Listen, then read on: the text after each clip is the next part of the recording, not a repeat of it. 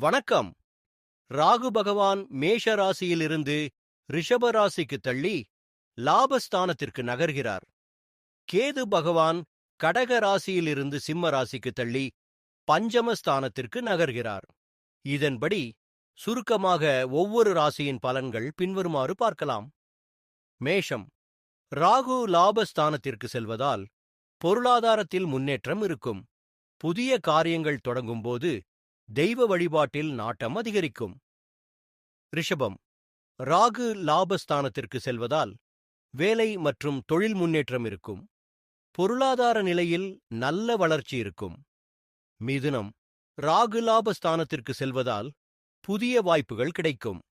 உங்கள் திறமைகளை வெளிக்கொண்டு வர நல்ல காலம். கடகம். கேது பஞ்சமஸ்தானத்திற்கு செல்வதால் நல்ல கல்வி மற்றும் தொழில் வாய்ப்புகள் கிடைக்கும். பொருளாதார நிலை சீராக இருக்கும். சிம்மம். கேது பஞ்சமஸ்தானத்திற்கு செல்வதால் தெய்வ வழிபாட்டில் நாட்டம் அதிகரிக்கும். குடும்பத்தில் மகிழ்ச்சி நிலவும். கன்னி. ராகு லாபஸ்தானத்திற்கு செல்வதால் உங்கள் திறமைகளை வெளிக்கொண்டு வர நல்ல காலம். பொருளாதார நிலையில் நல்ல வளர்ச்சி இருக்கும். துலாம். ராகு லாபஸ்தானத்திற்கு செல்வதால் உங்களுக்கு தேவையான உதவிகள் கிடைக்கும். புதிய வாய்ப்புகள் கிடைக்கும்.